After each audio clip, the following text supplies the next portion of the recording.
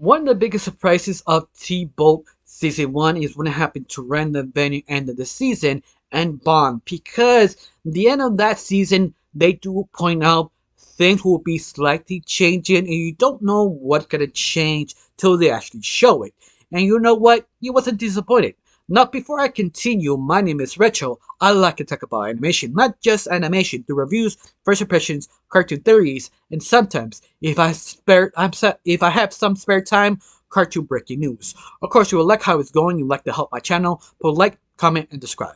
That's the only thing you need to do. If you don't, that's fine too. If you do, thank you. Thanks to you, I passed my goal of 1,000 subscribers. Yeah, I'm now getting close to 2,000. Of course, you're gonna take a little while to get there, but I will get there. Thanks to you and the people who like, comment, and share. Now, let's start with the review. Now, do you like T-Boat Season 1? You will like Season 2.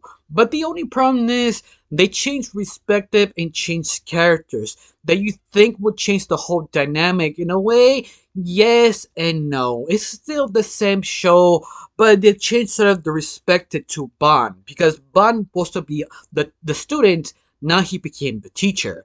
And that's just sort of interesting because we, as the audience, followed the first season of 12 episodes. We know what Bond's supposed to do now. That's where you have Yoko, I think how you supposed to say her name. That's basically Bond's best friend who joined the Time Cops. But not by accident like Bond. It was sort of reversed that she wants to become Time Cop. She forced herself to become a Time Cop. And that's sort of kind of troubling to Bond. He didn't know how to say no to her, trying to figure out how to stop her. But the reason why she knows she was a time cop is because her life was sort of tempted being killed by a serial killer, and Bond's job is to stop this serial killer to murder her best friend. And this is the reason why he sort of spilled the beans of becoming a time cop.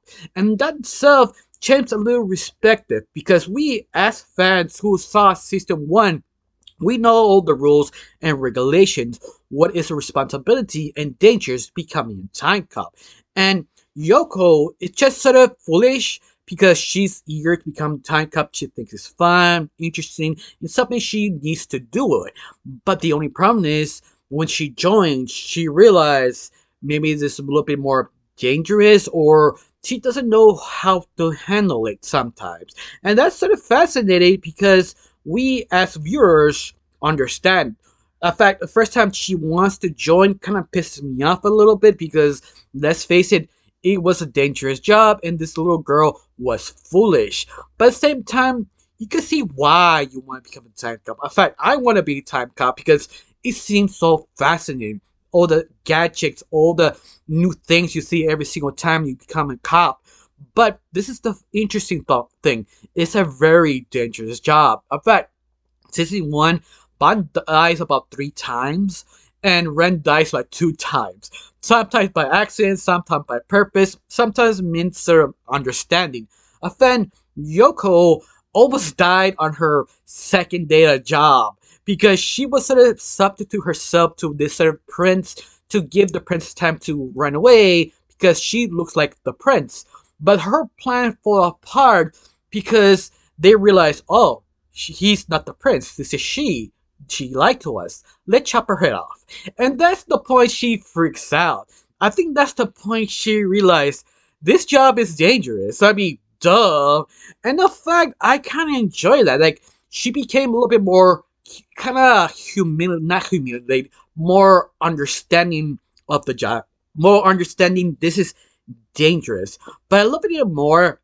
We see sort of Bond's perspective, how annoyed he was to Ren. But I like it even more that they keep bringing up Ren every single time. Not every single time. Once in a while, that maybe like a remembrance of like a sort of episode or something he did to teach her best friend Yoko to understand, oh, I did this mistake, I did this. I thought that's sort of fascinating, especially the continuity. I mean, the continuity was sort of surprising because they bring a side character back for understanding they sort of messed up sort of the timeline. And that's just sort of interesting because there's a guy who was sort of the tourist guy who let them sort of a battery of their own camera re-shown again because Bond sort of accidentally went in the wrong time period. Yeah, I thought that sort of interesting. Like something so minor can actually come back. Now, what was finding more fascinating, they add little things here there. When you blink it, you miss it. Like for example, Yoko, this is her grandfather in a village on the mountains, and they come back later on. Her grandfather doing sort of a music, like very Pacific music for the Pacific period. They went back, but she doesn't know why she know this music. Why his grandfather know that Pacific music? It sort of leads to she is related to the prince or the village who taught that music, and that's just sort of interesting. But a little bit even more, they sort of question if they knew the song before or they accidentally changed the time now knowing the song. And they do this quite a few times in this series, especially season 2. Because I loved one episode. I kind of hit it and love it. It's like the first time Ren do her official, not Ren, Yoko job being a cop. That she didn't listen. She need to save this girl being sacrificed. But the thing is, then they sacrifice this young girl. They have to wait 3 days. And Bonser reflected on that end of the episode, wondering, wait, that was 3 days or wasn't 3 days? Because he remembered it be 4 days. They check it that the sacrifice was successful, but now it was 3 days. And that's just the thing I just enjoy. They reflect something in the past, comparing and contrasting what they think changed. But I also love how Bond started to become a teacher, like teaching her best friend the rules and regulations, and sort of showing his respect, showing his understanding in the timeline and how to be a time cop, how everything changes if you move something else. And especially how he hurts himself every time he had to make a choice to save someone, and you know he can't save that specific person. And teaches this lesson to his best friend to do the same thing because this job is hard. And they just fascinating because it really changed perspective. Not a lot, it still feels the same show, but shows how Bond is sort of grown a little bit more. I mean, he's still incompetent, foolish, but yet he knows when to do something, when not to do something. Yeah, I think that's what you have Yoko for. Like, she is still foolish, but not useless. Yeah, I thought it just sort of interesting because she is very resourceful. More resourceful than Bond. You could say she's more clever by him, but default, she was just too stubborn sometimes. She had to learn the lesson. And I felt that just sort of interesting because the whole point of this is just sort of pair and contrast the difference of a senior, uh, uh, senior or your upper senior who know what he's doing to a rookie doesn't know what he's doing or what she's saying. Yeah, I like that sort of compare and contrast. In other words, it just feels more interesting than anything else. Of course, I do have one little issue: is the writing. The writing is not perfect. I've never was because let's face it, time sort of regulation or rules, how everything works. You need at least 45-minute episodes, and they're basically 22-minute episodes. So you have to sort of butcher some characters to the main core because let's face it, they don't have enough time to do both.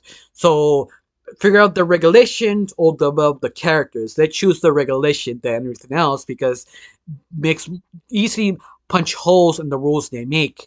But I did enjoy this. This was a very interesting experiment that I did like. Even this new dynamic did kind of give me a bad taste at the very beginning, but I really got over it because I did enjoy the dynamic. I really enjoy Yoko's sort of point of view, how she trying to save people, not realize you can't save everyone.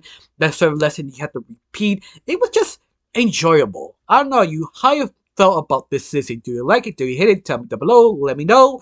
I got nothing else to say. Just thanks for watching. Don't forget to subscribe and have a wonderful day. Bye.